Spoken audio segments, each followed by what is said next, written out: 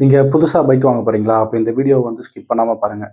இந்த வீடியோவில் நான் கவர் பண்ண போகிற விஷயங்கள் என்னென்ன அப்படின்னு பார்த்தீங்கன்னா, நீங்கள் பைக் எப்படி செலக்ட் பண்ணணும், எப்படி வாங்கணும் அப்படிங்கிற விஷயங்கள் கிடையாது.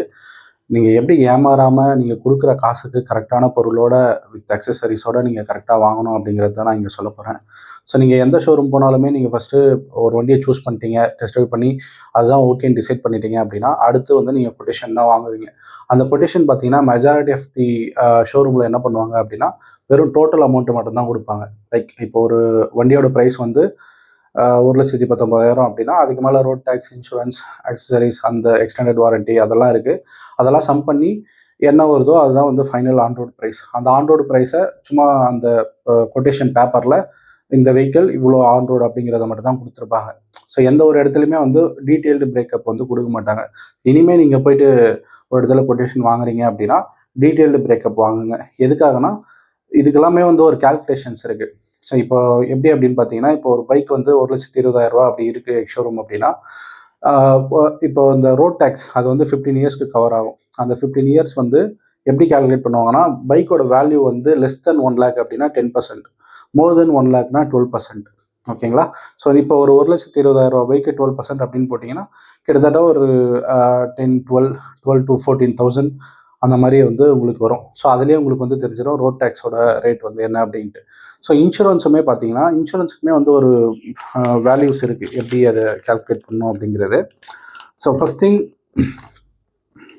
இன்சூரன்ஸில் வந்து கம்பல்சரி தேர்ட் பார்ட்டி இன்சூரன்ஸ் வந்து மேண்டட்ரி. அது வந்து 5 இயர்ஸ்க்கு, அதை வந்து உங்களால் ஸ்கிப் பண்ண முடியாது. ஓன் பைக்குக்கு வந்து நீங்கள் ஓன் வெஹிக்கிள், ஓன் டேமேஜ்க்கு வந்து நீங்கள் வந்து 1 இயர் போட்டுக்கலாம், இல்லை 3 இயர்ஸ், 5 இயர்ஸ், அது வந்து உங்கள் விருப்பம். நீங்கள் எப்படி வேணாலும் போட்டுக்கலாம்.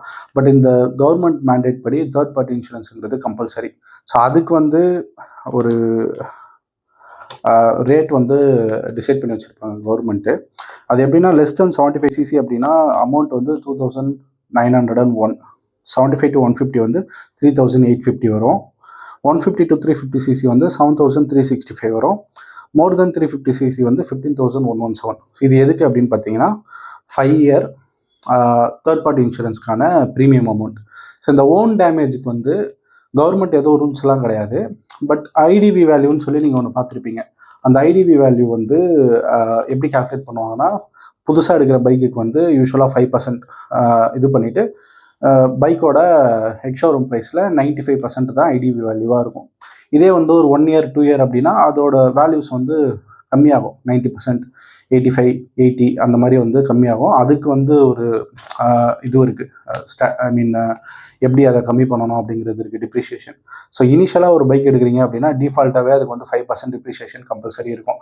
ஸோ மீதி இருக்க 95% அப்படின்னா அப்போ ஒரு 1,20,000 பைக்கு உங்களுக்கு வந்து ஐடிவி வேல்யூ 1,13,000 or 14 அந்த மாதிரி வந்து வரும்.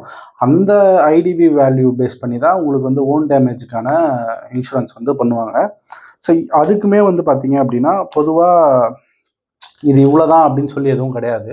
அது நீங்கள் வந்து அந்த இன்சூரன்ஸ் கம்பெனி எந்த கம்பெனியில் நீங்கள் எடுக்க போகிறீங்களோ அந்த கம்பெனிலேயே நீங்கள் போய்ட்டு வெரிஃபை பண்ணிக்கலாம். ஸோ எவ்வளோ வந்து ஐடிவி வேல்யூ, அதில் எவ்வளோ பர்சன்ட்டுக்கு வந்து நமக்கு வந்து பண்ணுறாங்க, அது 1 இயரா 5 இயரா அப்படிங்கிறத வந்து நீங்கள் வந்து வெரிஃபை பண்ணிக்கலாம். ஸோ பேசிக்காக வந்து 0.35% ஆஃப் ஐடிவி தான் யூஸ்வலாக பண்ணுவாங்க. ஈவன் என்னுடைய வெஹிக்கிளுக்குமே 0.35% தான் பண்ணியிருக்காங்க. அது இல்லாமல் ஒரு பர்சனல் ஆக்சிடென்ட் கவர், அது வந்து ஒரு கம்பல்சரி பர்சனல் ஆக்சிடென்ட் கவர் யாருன்னா வெஹிக்கிளோட ஓனருக்கு, அதுக்கு வந்து ஒரு 275. அதுவும் பார்த்தீங்கன்னா 1 இயருக்கு தான். அது என்னென்ன கவர் பண்ணும் அப்படின்னு பார்த்தீங்கன்னா, death, permanent disability or total disability இந்த ஈவெண்ட் ஆஃப் ஆக்சிடென்ட். ஸோ நீங்கள் ஒரு வண்டி வாங்க போகிறீங்க அப்படின்னா நீங்கள் இன்சூரன்ஸ் ப்ரீமியம் எவ்வளோங்கிறது நீங்களே கால்குலேட் பண்ணிட்டு போயிடலாம். எதுக்காக இது அப்படி நான் சொல்கிறேன் அப்படின்னா, அங்கே வந்து ஷோரூமில் ஒரு கம்பெனியோட டைப் வச்சுருப்பாங்க. அவங்களுக்கு அதனால கமிஷன்ஸ் வந்து போகும், கண்டிப்பாக போகும், போகாமல் இருக்காது. அவங்க சம்டைம்ஸ் கோட் பண்ணுற அந்த அமௌண்ட் இருக்குது பார்த்தீங்களா, அது வந்து இங்கே நீங்கள் மேனுவலாக கால்குலேட் பண்ணிங்கன்னா கம்மியாக தான் இருக்கும். இப்போ எனக்கே வந்து நான் வண்டி எடுக்கிறப்ப எனக்கு அதில் கொட்டேஷனில் அரௌண்டு 12,000 13,000 சம்திங் கொடுத்துருந்தாங்க. பட் அதை விட ஒரு 1,500 2,000 லெஸ்ஸாக தான் எனக்கு அந்த ஃபைனலாக இன்சூரன்ஸ் காப்பி வரும் பார்த்தீங்களா, அதில் வந்து அமௌண்ட் வந்து இருக்குது. ஸோ அந்த மாதிரி நீங்கள் இதுவாகாமல் இருக்கணும் அப்படின்னா நீங்கள் இந்த மாதிரி நீங்களே ஃபஸ்ட்டே வந்து கால்குலேட் பண்ணி எடுத்துகிட்டு போயிருங்க. ரெண்டாவது, உங்களுக்கு அங்கே கொடுக்குற கொட்டேஷனில் இன்சூரன்ஸ் வந்து சாட்டிஸ்ஃபையிங்காக இல்லை அப்படின்னா நீங்கள் வெளியே கூட போயிட்டு இன்சூரன்ஸ் எடுத்துக்கலாம். வெளியே எடுக்கக்கூடாதுங்கிற ரூலே கிடையாது. நீங்கள் வந்து இன்கேஸ் இப்படி கூட நீங்கள் எடுத்துக்கலாம். தேர்ட் பார்ட்டி வந்து அங்கேயே எடுத்துக்கிட்டு ஓன் வந்து நீங்கள் வெளியே கூட எடுத்துக்கலாம். ஆர் ஓன் அங்கே எடுத்துக்கிட்டு தேர்ட் பார்ட்டி எடுத்துக்கலாம். இல்லை ரெண்டுமே கூட நீங்கள் வெளியே எடுத்துக்கலாம். வெளியே வாங்குற கொட்டேஷன் வச்சுட்டு கூட அங்கே போயிட்டு எனக்கு இதே கொட்டேஷனுக்கு பண்ணி கொடுங்க அப்படின்னு சொல்லி கேட்டுக்குங்க. ப்ளஸ் இன்சூரன்ஸ்க்கு என்னென்ன கவர் ஆகுது, ஏதாவது எக்ஸ்ட்ரா சார்ஜஸ் வருதா அப்படிங்கிறதும் நீங்கள் வந்து நோட்டீஸ் பண்ணிக்க வேண்டிய ஒரு விஷயம். ரெண்டாவது, இந்த நான் சொல்லியிருந்த மாதிரி பைக்கோட வேல்யூ பேஸ் பண்ணி road tax 10% of ex showroom price, in case greater than 1 lakh அப்படின்னா 12% ஆஃப் எக்ஸ் ஷோரூம் ப்ரைஸ். இது வந்து ரோட் டேக்ஸ் எதுக்கு அப்படின்னா லைஃப் டைம் ரோட் டேக்ஸ் 15 இயர்ஸ்க்கு. ஓகேங்களா? இதுக்கு மேலே ஆர்டிஓ ஃபீ ரிஜிஸ்டர் பண்ணுறதுக்கு 300. அது வந்து டிஸ்ட்ரிக்ட் வைஸ் வந்து மாறும். அது வந்து நீங்கள் ஆர்டிஓ வெப்சைட்டில் கூட செக் பண்ணிக்கலாம். 300 to 500 அந்த ரேஞ்சில் தான் வரும். அந்த போஸ்ட் அனுப்புகிறாங்க பார்த்தீங்களா, உங்களுக்கு அந்த கார்டு, ரிஜிஸ்டர் கார்டு, அதுக்கு வந்து ஒரு 50, கார்டுக்கு ஒரு 200, அப்புறம் செஸ் ஒரு 375 போடுவாங்க. ஸோ சர்வீஸ் சார்ஜஸ் ஒரு 100ன்னு போடுவாங்க. ஸோ டோட்டலாக நீங்கள் வந்து கால்குலேட் பண்ணி பார்த்தீங்கன்னா ஒரு அமௌண்ட் வரும். பட் ஆக்சுவலாக கொட்டேஷனில் பார்த்தீங்கன்னா அவங்க எக்ஸ்ட்ரா தான் சொல்லியிருப்பாங்க. ஓகேங்களா?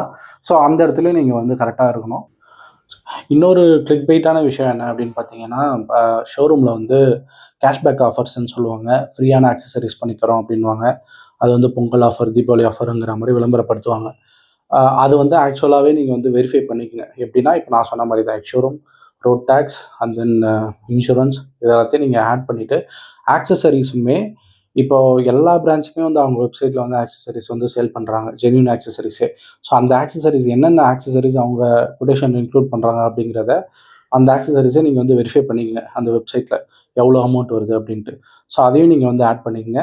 இன்கேஸ் நீங்கள் எக்ஸ்டெண்டட் வாரண்ட்டி வந்து வேணும்னு எக்ஸ்பெக்ட் பண்ணுறீங்க அப்படின்னா, அந்த எக்ஸ்டெண்டட் வாரண்ட்டியுமே மோஸ்ட் ஆஃப் த பிராண்ட்ஸ் வந்து அவங்க வெப்சைட்டில் வந்து லிஸ்ட் பண்ணியிருப்பாங்க. இன்கேஸ் இல்லை அப்படிங்கிற பட்சத்தில் ஷோரூம்லேயே தெளிவாக கேட்டுக்குங்க. இல்லை அப்படிங்கிறப்போ ஆக்சுவலாக பெஸ்ட்டான விஷயம் என்ன அப்படின்னு பார்த்தீங்கன்னா, நீங்கள் வந்து ஒரு 5 to 6 ஆர் ஈவன் 10 ஷோரூம்ஸ் கூட நீங்கள் விசிட் பண்ணி கொட்டேஷன் வாங்குறது தான் பெஸ்ட்டான விஷயம். ஏன்னா இப்போ எக்ஸ்டெண்டட் வாரண்ட்டிக்கே பார்த்தீங்கன்னா நிறைய பேக்கேஜ் இருக்குது. 3+1, 3+3, 3+5, 3+7 அப்படின்னு நிறைய இருக்குது. டிபெண்டிங் ஆன் பிராண்ட்ஸ் பேஸ் பண்ணி டிஃப்ரெண்ட்டான வாரண்ட்டி ஆப்ஷன்ஸ்லாம் வந்து கொடுக்குறாங்க எக்ஸ்டெண்டட் வாரண்ட்டி. எனக்கே வந்து பார்த்தீங்கன்னா 3+3க்கு ஒரு இடத்துல 1800ன்னு சொன்னாங்க. இன்னொரு இடத்துல 3+1க்கு வந்து அதே 1800ன்றாங்க. ஸோ எது ஆக்சுவலான ரேட்டுங்கிறதே நமக்கு வந்து தெரியல. என்னால் அந்த பிராண்ட் வெப்சைட்லையும் அதை வந்து வெரிஃபை பண்ண முடியல. அவுட் சைடு வேறு எந்த ஒரு வெப்சைட்லையும் அதோட இன்ஃபர்மேஷன் வந்து எனக்கு கிடைக்கல. ஸோ அதனால் நீங்கள் வந்து மல்டிபிள் ஷோரூம்ஸில் வந்து கொட்டேஷன் வாங்குறது தப்பில்லை. ஸோ நீங்கள் சம்பாதிக்கிற காசு அது கரெக்டாக தான் ஸ்பெண்ட் பண்ணுறோம், கரெக்டான வேல்யூ தான் கொடுத்து வாங்குகிறோம் அப்படிங்கிறத நீங்கள் வெரிஃபை பண்ணணுன்னா இதெல்லாம் நீங்கள் பண்ணுறது தப்பே கிடையாது. ஸோ இந்த விஷயத்தெல்லாம் மைண்டில் வச்சுக்கோங்க. இதே மாதிரி இதெல்லாமே வந்து நீங்கள் ஒரு நெட் கேஷ் கொடுத்து பண்ணுறீங்க அப்படிங்கிறப்ப பார்க்க வேண்டிய விஷயங்கள். ஃபினான்ஸ்னால் நீங்கள் ஃபினான்ஸுக்கு தனியாக ரிசர்ச் பண்ணி பெஸ்ட்டான ஃபினான்ஸ் கம்பெனியாக பார்த்து எடுங்க. ஆர் அது ரிலேட்டடாக வீடியோ வேணும்னா கேளுங்க.